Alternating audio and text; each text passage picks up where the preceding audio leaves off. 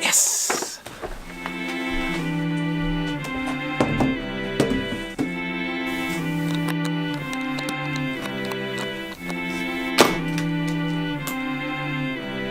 We happy?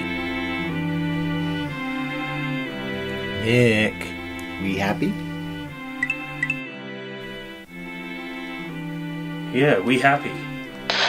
Science Shed! We're in the Science Shed!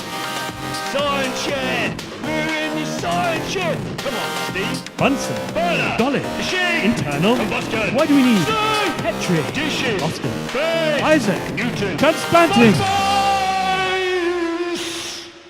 Merry Christmas, Steve. Nick! Hey! Hooray! Merry Christmas, we're back. We're back. Cheers. Oh, cheers. Hang on.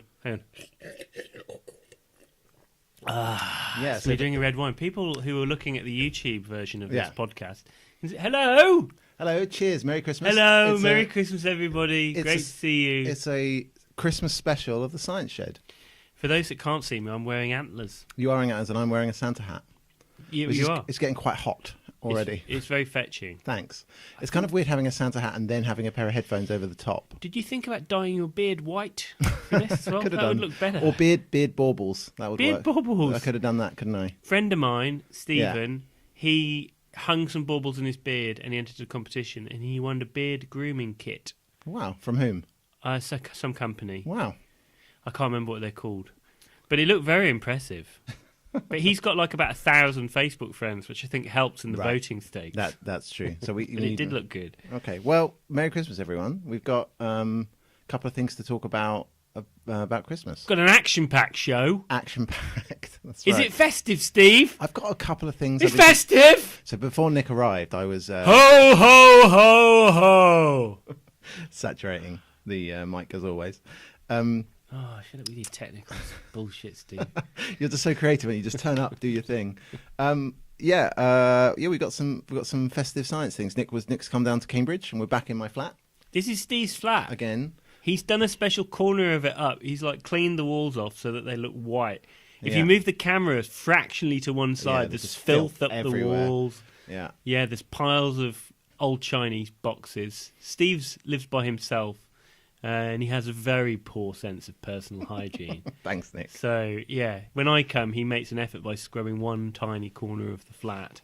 I'll sleep here That's right. later. He It's literally true. I will be sleeping where we're sitting later on. It's so. It's Better so... go on the wine, eh? Cheers. Nick, Christmas.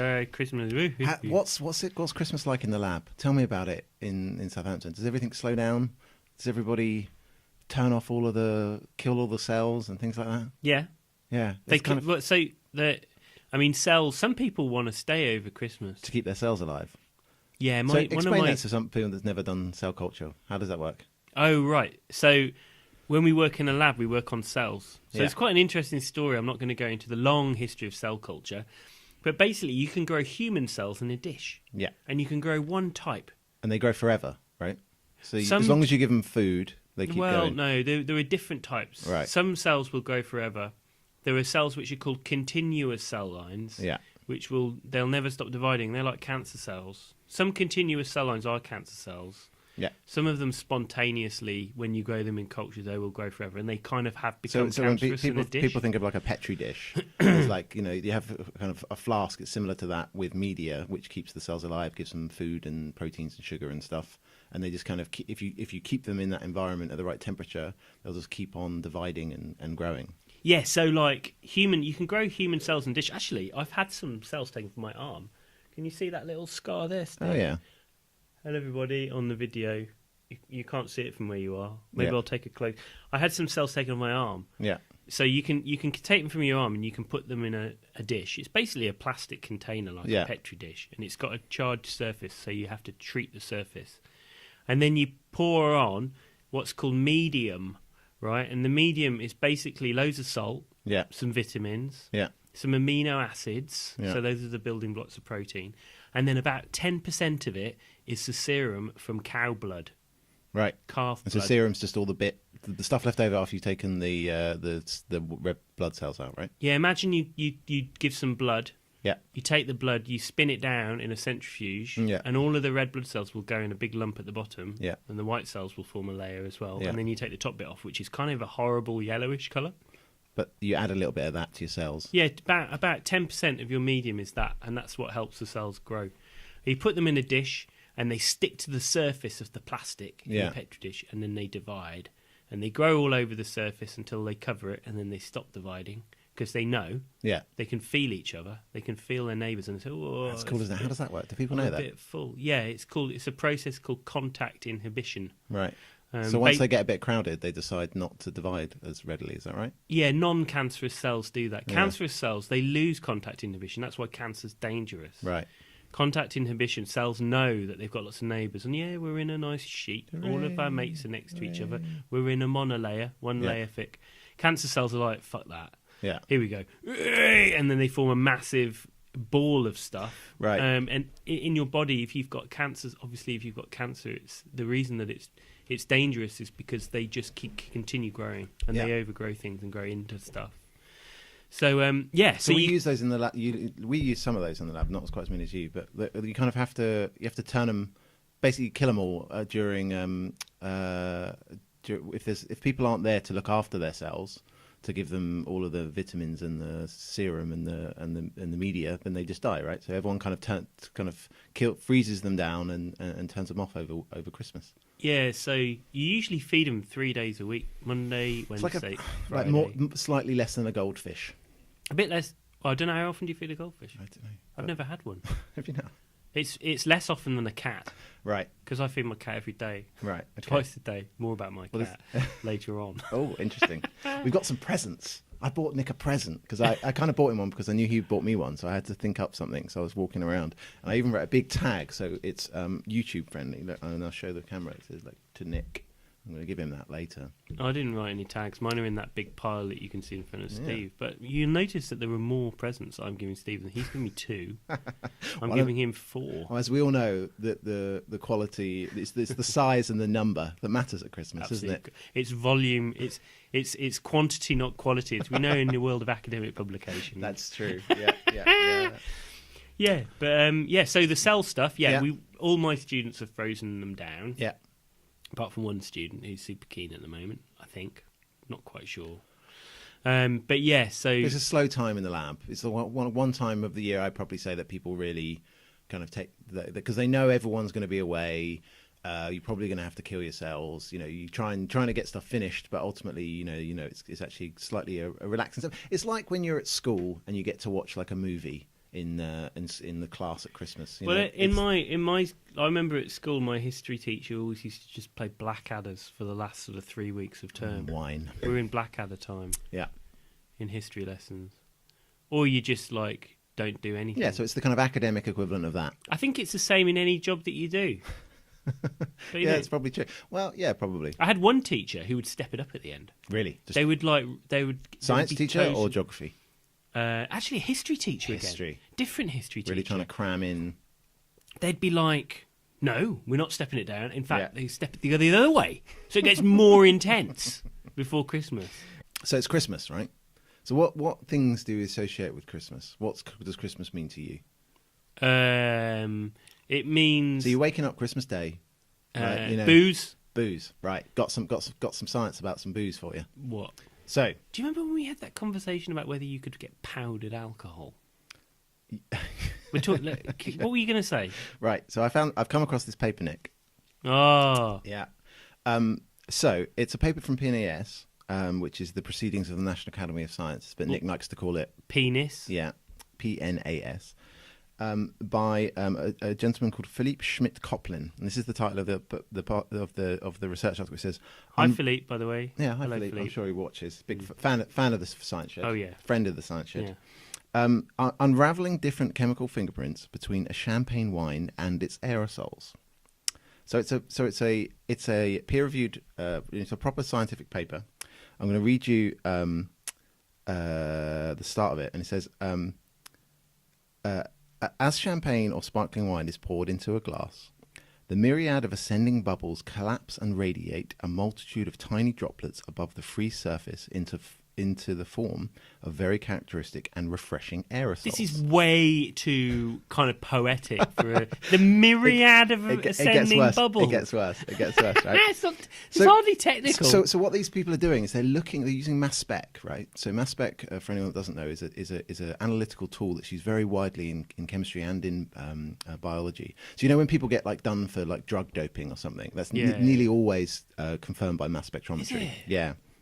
Anyway, so it's a technique of separating out different compounds, and then you can work out what they are. So what this paper's about is about champagne, and it's about looking at flavour compounds, all the different compounds that are in the champagne, and whether they're different in the bulk of the champagne, in the liquid bit of the champagne, or if they're different in the bubbles. Yeah, right? but why? Why should I? This is going to annoy you because I only drink the champagne. But not the bubbles. No, but there isn't. I'll come on to it. So basically, surely you should compare a flat one and a fizzy one. Well, it does do that. Oh, yeah, okay. Yeah, exactly. Does I that. should have been involved in this study. Yeah, exactly. Well, actually, when you look at the methods, the materials and methods, there's a very small amount, 2 mils, was used. And I was like, well, I wonder what happened with the rest of that champagne. Anyway, so it starts off and says that this is, looking at how bubbles form on the surface of water on oceans, very well established, very well understood. They want to, but with booze, not so much. It says.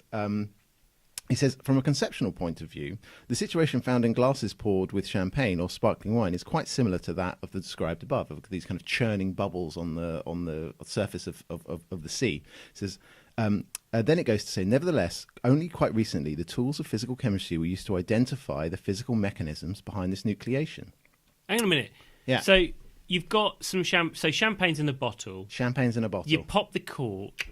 It goes fizzy. I've got some numbers for you. It's really... And hang on, but I just want to get my facts straight here. Yeah. So the reason things in bottles are fizzy is because it's something to do with the pressure and the carbon dioxide comes out of solution. So, is that what happens? Yeah, so in champagne and all fizzy wines, what happens is you do a second fermentation. So you have yeast in there, and the yeast turns all the sugars, the fructose in the grapes, into booze. And then what happens in champagne is you put that in a bottle, and you put some more yeast in it, and then you seal the bottle. That's where the pressure comes from. That's where the pressure... Well, but that doesn't happen in Coca-Cola. No, that's different. Coca-Cola is also fizzy. Yeah. So let's work it out. So typically 5 litres of carbon dioxide escape from a 0.75 litre bottle of champagne. Okay.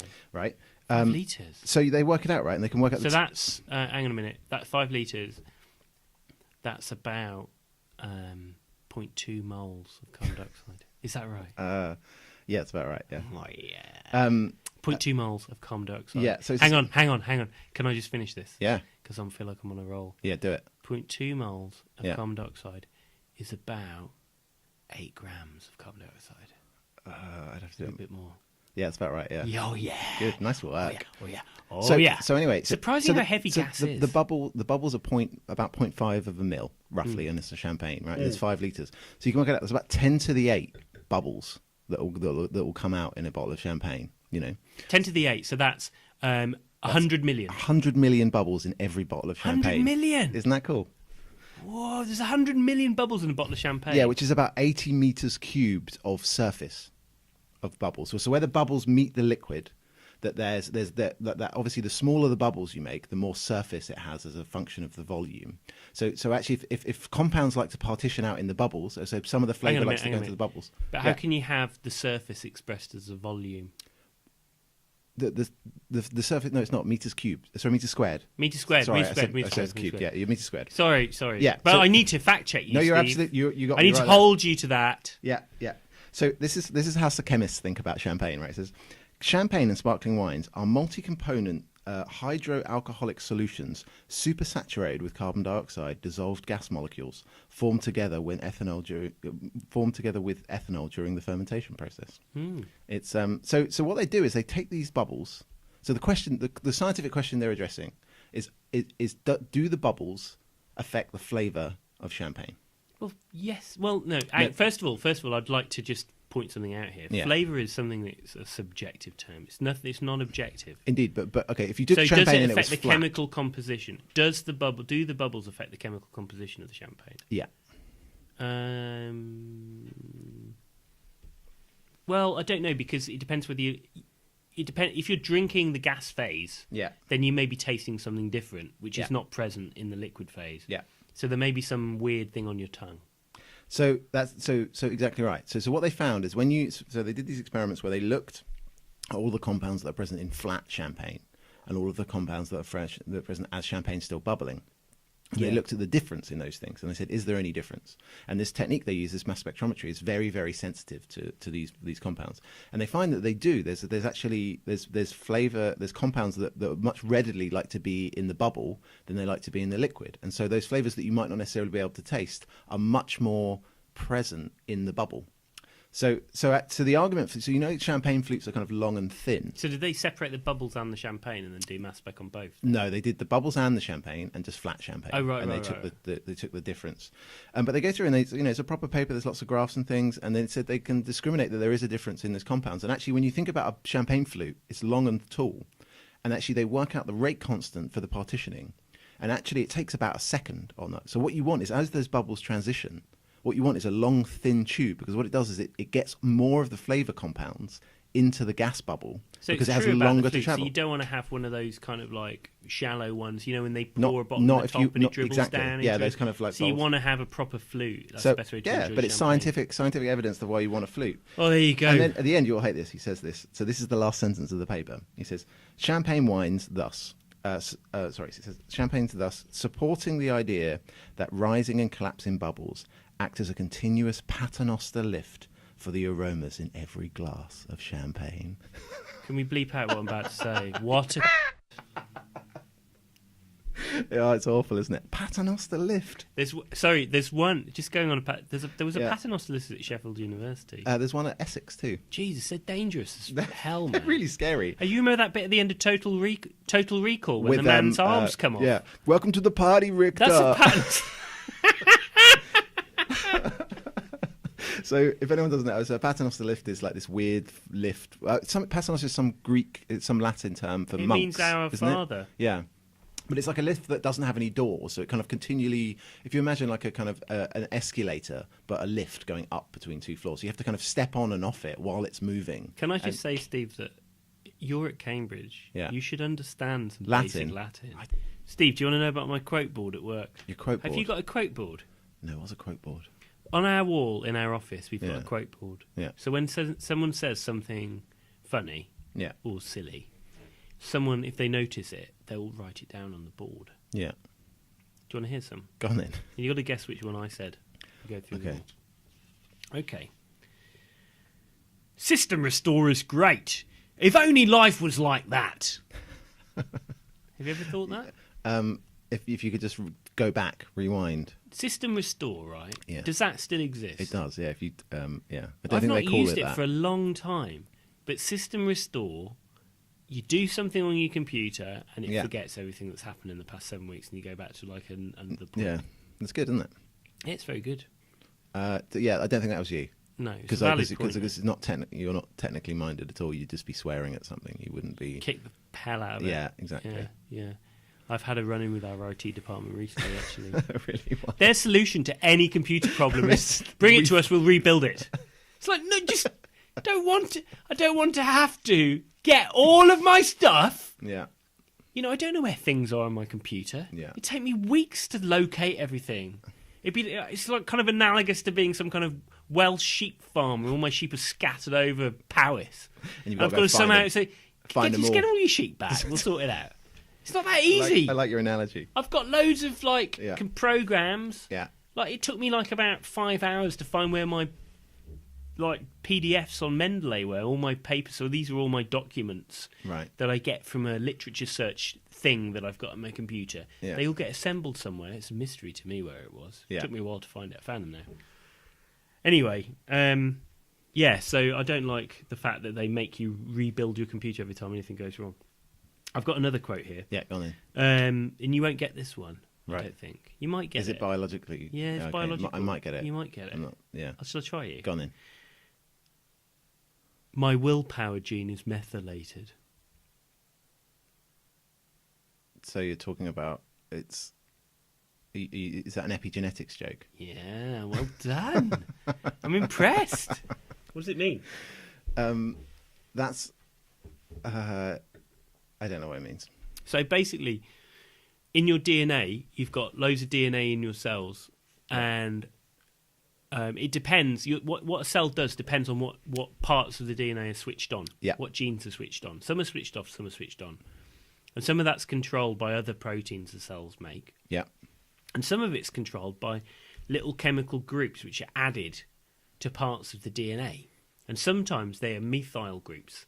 So that's a carbon with 4 hydrogens on it, turns into 3 when it's a methyl group. So methane's got 4. Yeah. The methyl group's got 3. They bind to the surface of part of the DNA molecule. I can't actually remember which part the methyl group's on now. Do you know? No, but We'll do a little fact check yeah. later on. But anyway, what happens if it's methylated is it's inactivated. Right. Do you see how shit that joke is now? That's a terrible My joke. willpower gene is methylated. It just can't be asked. Can't be bothered. We do go to extreme lengths just to kind of... We've had this conversation before, but science should be about explaining the world, not making it more complicated. Exactly. Yeah. Okay, hit me again. I'll do this one in the voice that the guy did it in. So this is obviously not you. Yeah. Well, no, it might be. All right, okay. Sometimes I put on silly voices. I've said it before. I'll say it again. Latex. God, that's geeky. No one's going to get that. So, guy in the lab, brilliant guy, love him. He's left now. But someone was having problems with a Word document. Right. And Word it can be a bit flaky on a computer. And he's obviously a geek. Have you heard of latex? Yeah, we use it all the time. Oh, what a lot of fucking dull. Yeah, physicists love it. Anyway, Anything with equations in, like the latex is the way to go. 2 people were struggling with Word in some... So so people don't know, it's a software package that allows you to kind of make reasonably pretty reports and figures. It's a kind of really complicated desktop publishing, basically. Yeah, it's like Word where you have to do more of the work yourself. Yeah. But there were 2 people struggling to work Word. Yeah. And he shuffles up behind them. Yeah, I've said it before, I'll say it again. Latex. Right. It's actually pronounced latex as well, I didn't know that before. Yeah, tech. Or just tech. The Sometimes. final one is... Right. What's the final one here? Where is it? I used to think that drinking a This bottle is of you. Newcastle Brown Ale in the bath was the height of decadence. That is unequivocally, without a shadow of a doubt, your quote. No science relation to that one at all. So, Nick, Steve. it's one of the other good things about Christmas that I like is it's the Christmas lectures. Do you like the Christmas lectures? No. You don't like the Royal Institution No. Christmas lectures? Why not? Do you know who's doing it this year? So can I It's a just chemist. Can I just elaborate first of all? Yeah. I do like the Royal Institution. So we should explain what the Christmas lectures are. Well, there was a guy called Humphrey Davy who was actually famous for discovering some of the Group 1, the alkali That's metals. right, yeah. Alkali Earth Group 2? 2, yeah. Alkali metal. Sodium, he discovered sodium. He also invented the miner safety lamp. That's correct, yeah. Which was a way of stopping miners getting blown up when methane was in the tunnel. He used to do public lectures Yeah. in the Royal Institution. He was like some kind of dude in there. I think he was like I don't know what you'd call it, curate or something. Yeah. But he was an early scientist. This was the late 1700s. And 1825 was the first one. officially they were called that, but there were lectures long before that's that. right, yeah. Yeah. And there were and Faraday Michael Faraday, who was a bookbinder's assistant, used to go to them. His dad Yeah. was, I think his dad, or no, someone in the family was a bookbinder. He used to go to Humphrey Davy's public lectures, Yeah. where they used to show things like laughing gas and things like that. And he would write up very detailed notes. Isn't that awesome? He'd write up these amazingly detailed notes and send them to Faraday. Yeah. And Faraday liked the notes so much. You don't mean Faraday? Oh, sorry, Yeah. Davy. Yeah. Davy liked those notes so much that he invited Faraday to come and help him out because Yeah. one of his assistants blew like his eyes out or hurt a finger or something. Awesome. So he took over a position. Faraday did, Faraday- and they kept up the tradition. Enlighten me more, Steve. Faraday nailed it. He really. So I've got the list in front of me now because I had a look at it earlier. So from 1851 to 1860, he did it every year. Faraday. He was loving the community. So he used to invite. Predominantly, it's for children. I think that's always been the case. They've tried to kind of explain science in a way that people hadn't seen before. So he did one year on attractive forces. Did another one on chemistry, voltaic electricity, the chemistry of combustion, attractive forces, static electricity. Well, just on that note, I mean, Faraday was one of probably the best and the first people who did public engagement for kids. Yeah. He wrote a famous book. It's called The Natural History of the Candle. Do you I reckon think. someone's watching this and taking notes to send to us?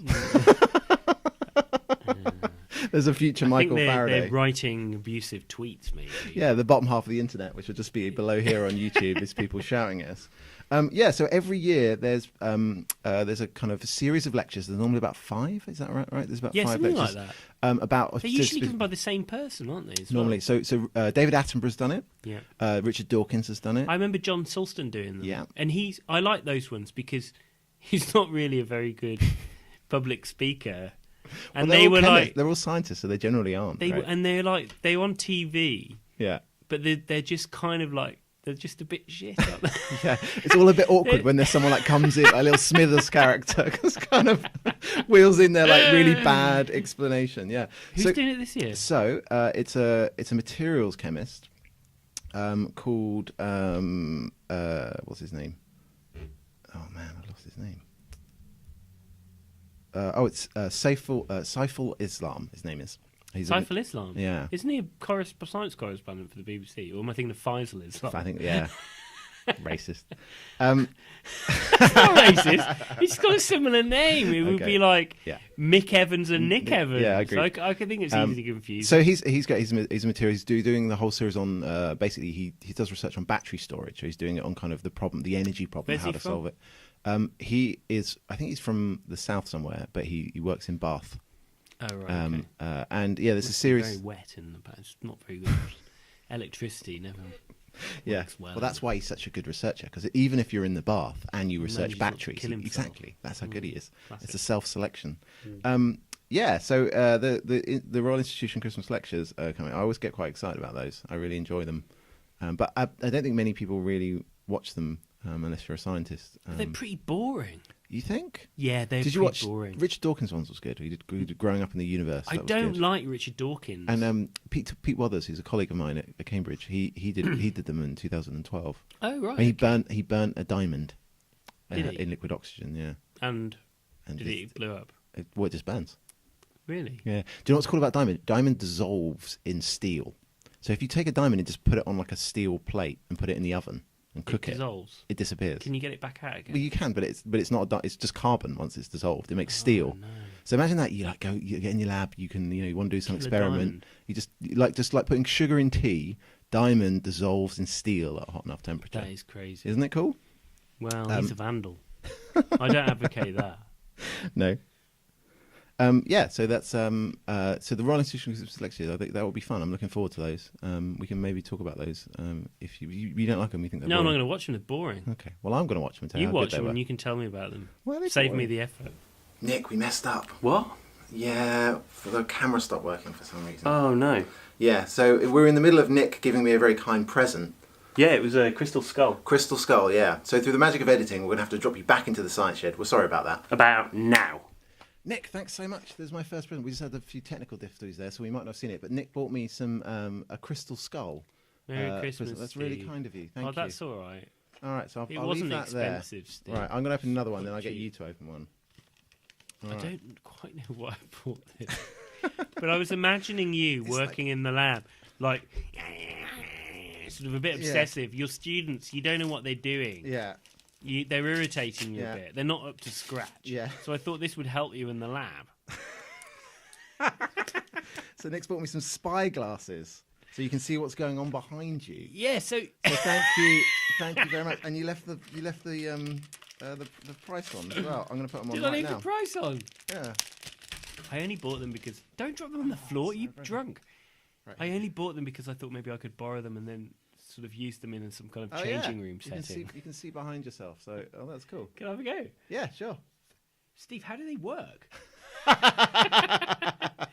We do a whole bit. Can you see it? Oh yeah, you can, can't you?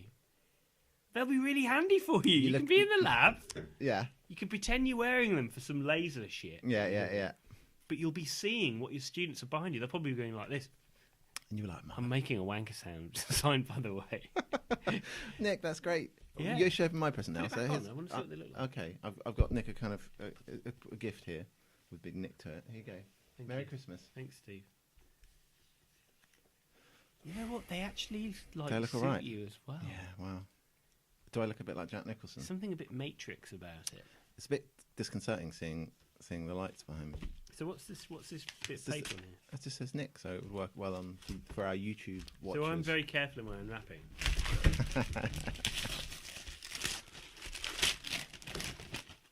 Oh, thank you, So Steve. tell the listeners what you got. So Steve's bought me a book which is called "Surely You're Joking, Mr. Feynman." By Many Richard of Feynman. you- Many of you will have heard of Richard Feynman, but for those of you who haven't, he was. Oh, you've written a little dedication in here. Yeah. Oh, Steve, and a little sticker. You really love me. We got stickers I didn't now. know. We're going to give some stickers away. Do you really love me? No, not really. Nick, happy Crimbo. Yeah. Looking forward to more podcasts, Steve. Oh, this is like a heartfelt gift. No, the other one's not, so I haven't I'll bought make you up any for it. heartfelt gift. Yeah, well. Anyway, Richard Feynman was a famous physicist. He was a very clever man, and he came up with QED. Quantum electrodynamics, yeah. So ways of explaining or calculating quantum effects. Yeah. He used little pictures actually to do it. They're called Feynman diagrams. Yeah, but he was also a very good science communicator. If you ever watch any of his... He used to basically have sex with all of his students. Yeah, but he He had was a a Nobel Prize dirty at this man. point, so you can So just you get could away with it. with it. Yeah. You can't get away with that sort of stuff anymore, It's, Steve. for some reason, that's frowned Not upon. that I've tried, but you can't. Right. Well, Oh, there you go. thank you, Steve. Happy Christmas. Right, I'm going to do this one. No, that one.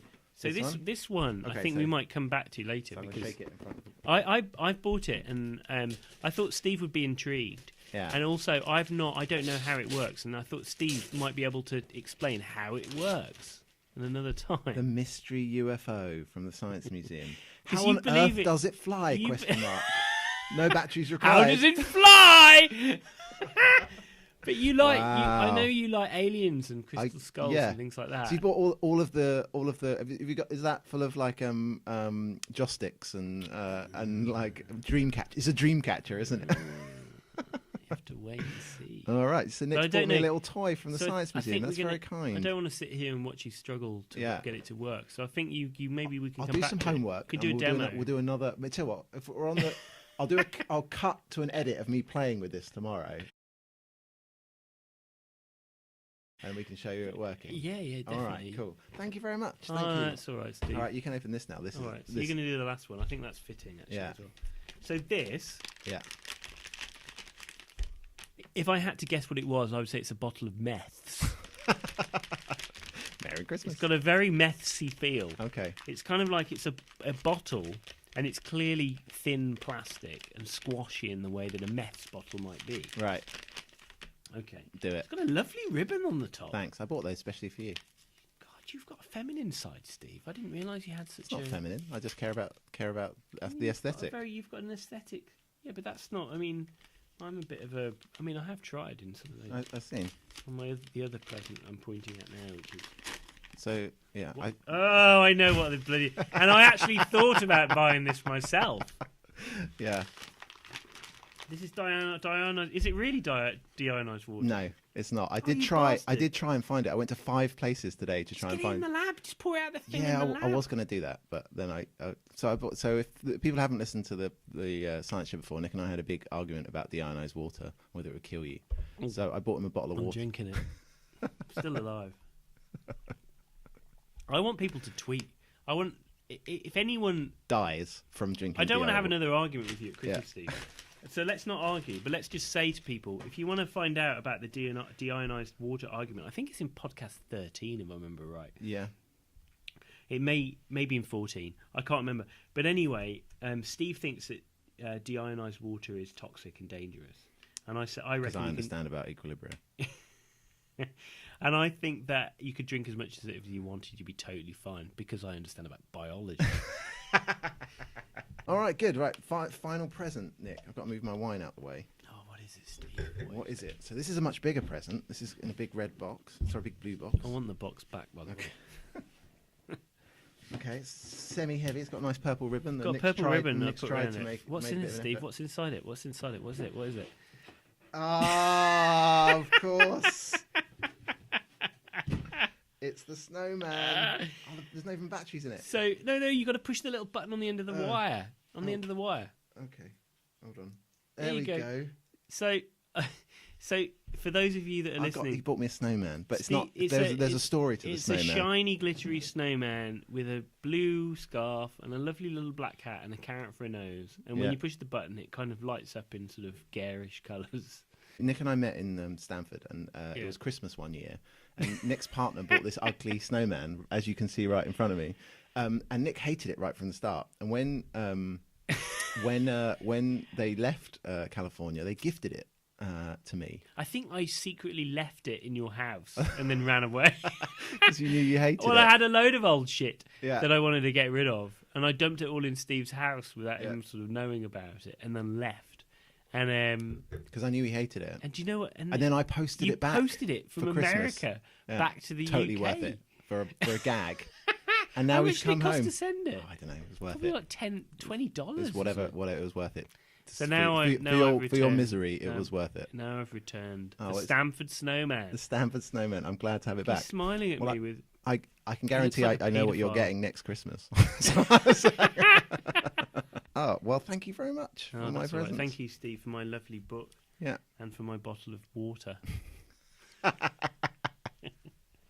So, I got some science about Santa to talk about. Ho ho ho! So, there was an interesting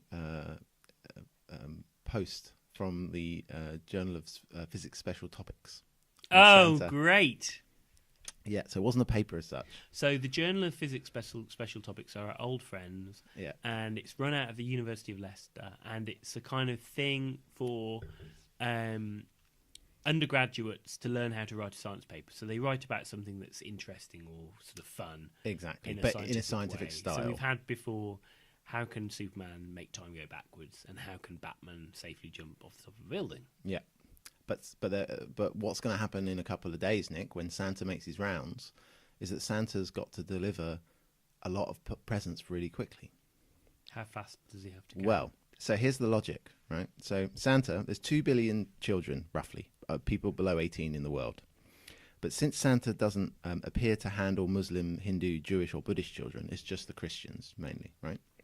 yeah, but I think Santa comes for other religions. Not too. for the sake of the stats, Okay. right? So that reduces the workload to about 15% of the total population of children. So it's about 378 million kids he's got to deliver to. It's a lot right. of kids, isn't it? Yeah. So this a kind of census rate is they have estimated about 3.5 children per household. That's kind of 91 million homes he's got to go to. Right? 91 million homes. Yeah. So Fuck, that's a lot of homes. it's a lot of homes. He's going to be a busy man, right? So he needs 30. So if you add up the How whole, long is 91 million seconds? well, I'll get to that. All right. So there's 31 hours of Christmas due to the time zones, right? Right from because of the Yeah. No, I get that. So basically, Christmas lasts longer than a day because it takes Exactly. the sun. Yeah. So assuming that he travels west Sorry, east to west. So it's 822.6 visits per second he needs to do in order to get around 91. 822 visits per second. Yeah. Yeah. That's like really fast. That's faster than, in Formula One when they time things. Yeah. That's done to the thousandth of a second, isn't Yeah. it? So you just about fit it in. So in a thousandth of a second, he's got to park, hop out the sleigh, jump down the chimney, fill the stockings, distribute the remaining presents under the tree, eat whatever snacks have been left, and go back up the chimney and How the the sleigh hell is into he the so next house. fat? Well, because Moving at that speed. For the rest of the year, he's pretty chilled, right? So he's kind of like, he gets really obese and rotund, kind of like a walrus before the winter. And then at Christmas, he does this mental trip. And then at the end of it, he's like this scrawny kind of messed up, completely skag broken. addict Santa. Yeah. So that many he's got to do. So his average speed then during that day, those 31 hours, is 650 miles per second. Right. Average speed. That's because he's got to go to. That's the. What's that in kilometers per second? It would be like 1,000 kilometers per second. And the speed of light is what? So it's about 3,000 times the speed of sound he's got to travel at in order to be able to do this. Bloody hell! So it's pretty good, right? He wake you up with a sonic boom. Exactly. Yeah. So then the payload. Did they mention that? Yeah.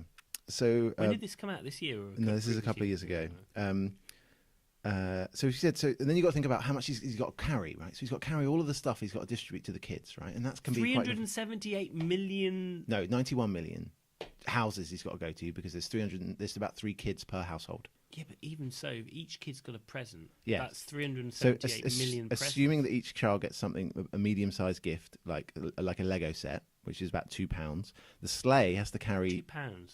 Roughly. Why? Is this an American? This well, is it obviously was done... Why are you using imperial names? I don't know. The sleigh has to carry 321,300 tons of toys. Jeez. Yeah. So, and that's not counting Santa. Would that have any gravitational effects? Not really. It doesn't weigh that don't much. Explore it. But he says on land, conventional reindeer can pull no more than about 300 pounds, and maybe that's why they did it in pounds because that's where they got that stat from. So, so even if we assume, so then the way to do is you can assume that a reindeer has a flying reindeer, like Santa's reindeer, can carry 10 times that of a normal reindeer, right? So you're being generous with the assumption. Yeah. Even then, you need 214,200 reindeer to carry all the Lego sets for everyone. You know what? That's a lot of names that rhyme with dancer. How many? Blitz and Cupid, Comet. Oh, they don't all rhyme with dance, do they? Yeah. Could you reckon there's that many names? How many names are there in the Western world? Well, you mean you'd have to be be able to name for every reindeer? Probably not. 200,000 names. Well, you just make new ones like people these days. That's how I refer to modern life. Yeah. People these days. People these days. Naming their reindeer, whatever they want. Pinky Cane. Yeah. Moon Unit. Yeah. Yeah. So now we think about the energy associated with Santa's trip, right? So he's taking 353,000 tons at 650 meters per second, right? Sorry, miles per second. Think of the acceleration and the deceleration. Well, the air resistance is about 4.3 quintillion joules of energy, as they claim. They worked it out. What's a quintillion? A quintillion, I think. I don't know. No, I don't know either. I always get so standard billion's 9 form. noughts. Yeah. What's 12 noughts? Quint must be 15 noughts, I think. Yeah, I think you're probably right. Yeah. So that's per second each. So in short, they will burst into flames almost instantaneously, exposing the reindeer behind them and creating deafening sonic booms in their wake. Oh wow! So you have to do it in a sort of an air-free atmosphere. Yeah, exactly. Can I offer an alternative explanation to Santa's ability? No, we're not done yet. We're still on the energy, right? So each reindeer team would be vaporized within 4.26 thousandths of a second. Santa, meanwhile, will be subjected to centrifugal forces 17,500 times greater than their gravity, and a 250-pound Santa would be pinned back in the sleigh with 5 million pounds of force. Jeez. Yeah. So he's not going to be a well Santa. So the conclusion basically is if he did really deliver all those presents on Christmas Eve, he's dead now. But my understanding of the Santa Claus thing, this is my understanding of what actually happens is that he can slow time. Oh, so you think he's relativistic? He's relativistic. Okay. So he can slow time down, and he's got time to do it, and he's also immortal. Yeah. He's like a Tom Bombadil type chap from Lord of the Rings. Yeah. Mysterious, elf-like character, mischievous. Yeah. And also, it's all magic. It's all magic. Wizard done it. Yeah, you don't have to go into any details. It just happens. But isn't it fun to think about the physics of it? Well, I've enjoyed that, yeah. But I think that he doesn't explain. I mean, Santa, for me, is coming down my chimney this Christmas. I'm looking forward to seeing him. Okay, well, I'm... And I'm sure he'll be very well. He won't be all... He'll be jolly and fat, and he'll have rosy cheeks. Yeah. And he'll leave me a couple of presents. And maybe all of a his nice science glass of stuff. port. Yeah, he doesn't worry about science. He must be quite He drunk. works outside of the constraints of normal reality. Right. That's how they... This is the argument they use in black holes and stuff, isn't it? And in religion. I've got a black hole related bit for you, Nick. Okay. Right. So, you remember we were talking about before the gravitational waves discovery? Yeah. And there was some atom moved like 1,000th the width of half a photon or something. Yeah. So there was two separate labs. Were they wrong? No, they were. There was one in Japan. Wasn't there? There's actually two in. There's one in a place called Hanford and there's one in a place called Livingston. It's called the LIGO experiment. They put them real deep underground. It's an incredibly difficult experiment to do. In fact, it's by far the most accurate precise measurement we've ever made as humans. You know, when I hear things like this, and I feel like I'm Donald Trump now, yeah, because I'm not an expert, yeah, but I treat it with a certain amount of skepticism, right? Because I know how hard it is to make measurements with any degree of certainty. So these things are, it's essentially a big interferometer. So you have a in the 70s they worked out how big that interferometer would be. So an interferometer is just a way of having light interfere with itself, and it can be very sensitive to distances. So one of the famous examples of where people used that was in the Michelson-Morley experiment exactly, in the 1800s, where they wanted to find out how light was slowed by the rotation of the Earth around the sun. Yeah. So they had an interferometer. It was basically all it does is it shines light sideways from the way you're moving, and then in the direction the way you're moving, and there should be a difference. There should be a difference in the path length, and the idea and was you can measure it not by timing it, but by looking at how each photon interferes with the other. Exactly. So it's a bit easier. But the distance of those, so it's basically a big tube with a laser in it, right? And that tube for these gravitational wave experiments were 2.5 kilometers long. In like a right angle. So these are down in the caves in wherever. Actually, these aren't over. They're not in the cave. They're not. That's one of them is, but one of them's actually above ground. But it's insulated well, and they have to be very sensitive to things like a lot of lagging. Yeah, they did experiments. Probably got some good sort of builders around there. Well, it's all evacuated, right? So they suck all the air out, right? It's complete. So it's a vacuum with a laser shining in it. They built these machines, right? And they built two of them in the US, and actually built one on the other side of the world as well. And the idea is that they were looking for the idea for gravitational waves is that just as if you drop a stone on a pond and it ripples, the idea is that Einstein predicted that will be true for gravity too. And the trouble is that the size and the magnitude of things you have to do in order to be able to ripple gravity is very large, very large. I can imagine this as well because. Yeah. But they're measuring a difference that's less than a 1,000th the width of a proton is the difference in path length that they're measuring on these interferometers, right? Anyway, they turned it on and then they looked and they saw an event where two black holes were spiraling around each other and they kind of coalesced. And when they coalesced, they made a massive black hole. And during that time, there was a brief moment in that where the output of that was more energy than all of the suns in the universe put together. That's how energetic that process is. So you're talking about the whole universe? The whole universe of all the stars. The observable universe. Of all the observable universe. Sorry, Steve, I don't believe it. This is true. No, I don't believe it. I don't believe it. So 1.3 billion years ago, this thing happened, right? And it's the light from which has been traveling from that event to us. It's taken that time. And do you know what they did? They saw it with these experiments, and then they converted it into a sound. Nick, do you want to hear it? Go on then. So this is the sound of two black holes coalescing into a single black hole. If this is a Muse song, I've heard it before. It came out in about 2005. Are you ready? So this is from LIGO at Hanford. So LIGO is the name of the experiment they used to do this, and LIGO at Livingston. And they recorded the same thing, and they turned it into a sound. So obviously it's light, and they're measuring light, and they're measuring. They're measuring the interference, the effects, but they turned it into a sound. Ready?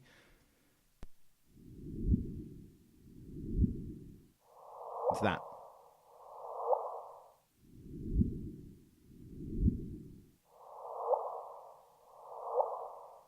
Well, it sounds like a shit episode of Doctor Who.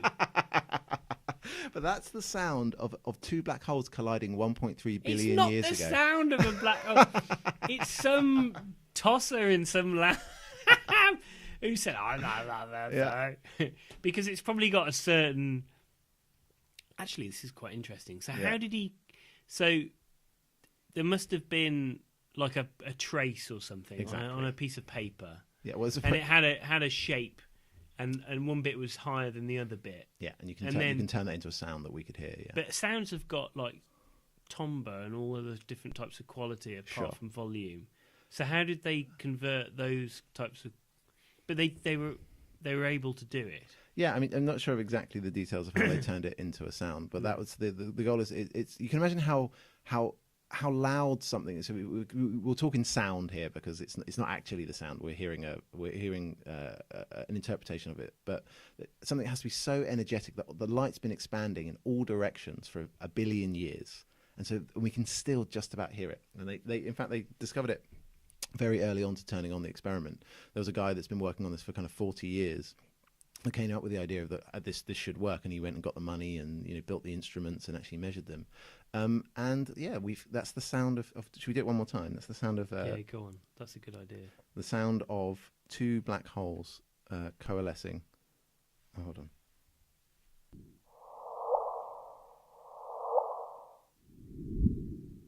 Well, what's the first one and what's the second one? I think it's just the little whoop. I think that's it, and the rest of it's just kind of noise from other things. But the noise from other things. Well, there's background noise from the interferometer, right? I'm sorry, but I'm a bit sceptical about this now. You've said that the other stuff is just other thing. Anyway, Merry Christmas Merry from Christmas. the Science Shed. Merry Christmas to everyone watching at home, and very best for 2017. I hope we're editing this. Yeah. Do you want to try one more? Because I had my clothes off earlier on. Do you remember? Yeah, that was the dark time.